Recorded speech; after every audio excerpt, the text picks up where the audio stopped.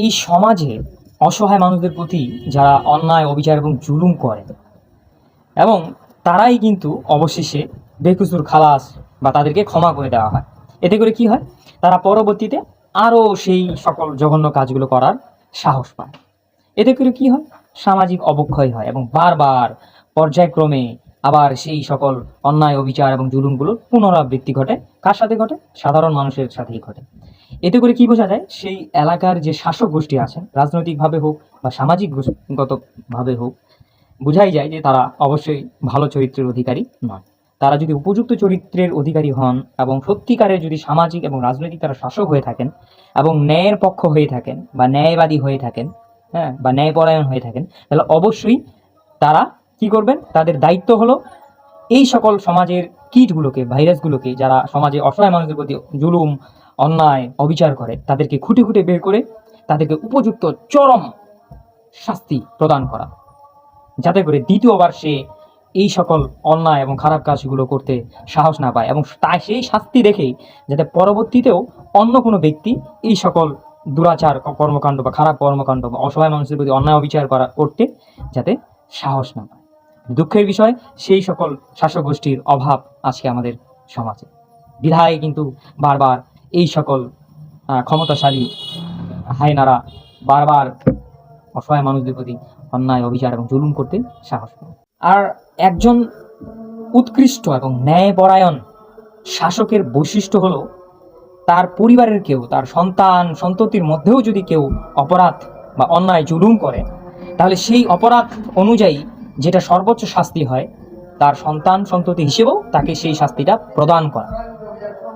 যদি এক্ষেত্রে তার দলের লোক, তার পরিবারের লোক, বা তার প্রিয়জনকে হিসেবে যদি সে ছাড় পায়, সেই অন্যায়কারী যদি ছাড় পায়, তাহলে কি হবে, এই সমাজে অসত্য প্রতিষ্ঠা হবে, মিথ্যা প্রতিষ্ঠা হবে, অধর্ম প্রতিষ্ঠা হবে, একটা রাজনৈতিক এবং সামাজিক অস্থিতিশীল অবস্থার একটা তৈরি হবে, যেটা একটা সমাজ, একটা রাষ্ট্র এবং একটা পৃথিবীর জন্য মোটেও সুখকর নয়। তো আসলে এই জিনিসগুলো হয় কি, আমাদের সমাজে এরকম ন্যায়বাদী শাসকের বড্ড অভাব। তিনি মনে করেন যে যদি আমি এটা করি, এই শাসন, উপযুক্ত শাসনটা যদি করি, আমার দলের লোক হোক বা আমার প্রিয়জনকে হোক, তাহলে কি হচ্ছে, তাহলে সে আমার থেকে মাইনাস হয়ে যাচ্ছে। তাহলে আপনার যদি চিন্তা ভাবনা এরকম থাকে, তাহলে আপনি কখনোই একজন উৎকৃষ্ট শাসক নন, এবং উৎকৃষ্ট সমাজের একজন উৎকৃষ্ট সামাজিক বলেন বা রাজনৈতিক নেতাও নন। আর একজন রাজনৈতিক নেতা, একজন সামাজিক নেতার বৈশিষ্ট্য এবং চারিত্রিক গুণ এবং ন্যায় অন্যায় বিচার করার ক্ষমতা কিন্তু অপার এবং অসীম হয়ে থাকে। যেটা বললাম, অতি প্রিয়জন অর্থাৎ নিজের পুত্র কন্যাও যদি অপরাধ করে, তাকে সেই উপযুক্ত শাস্তি প্রদান করতে হবে। তাহলে এই সমাজে কি হবে, এই সমাজে সত্য প্রতিষ্ঠা হবে, ন্যায় প্রতিষ্ঠা হবে, ধর্ম প্রতিষ্ঠা হবে, এবং সামাজিক, রাজনৈতিক এবং রাষ্ট্রীয়ভাবে কি হবে, শান্তি প্রতিষ্ঠা হবে।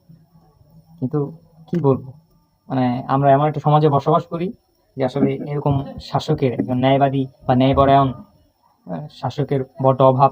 বিধায় কিন্তু এই সমাজে যারা অন্যায় অবিচার করে থাকেন প্রতিনিয়ত অসহায় মানুষদের প্রতি, তারা কিন্তু পার পেয়ে যায়।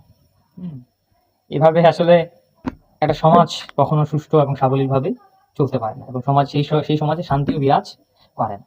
তো এই সকল হায়নাদের বিরুদ্ধে যদি সামাজিক এবং রাজনৈতিকভাবে যারা ক্ষমতায় আছেন, তারা যদি সঠিক ব্যবস্থা না গ্রহণ করে, তাহলে আমাদের জনগণ হিসেবে, আমাদের সুষ্ঠু এবং স্বাধীন নাগরিক হিসেবে প্রতিটা নাগরিকের উচিত এই সকল মানুষগুলোকে খুঁটে খুঁটে বের করে তাদের বিরুদ্ধে আন্দোলন করা, যাতে করে কোনো প্রকার এরকম হায়না অসহায় এবং গরিব মানুষদের প্রতি অন্যায় বিচার করতে সাহস না পায়। ধন্যবাদ। সবাই ভালো থাকবেন, সুস্থ থাকবেন এবং সত্য ন্যায়ের পথে থাকবেন।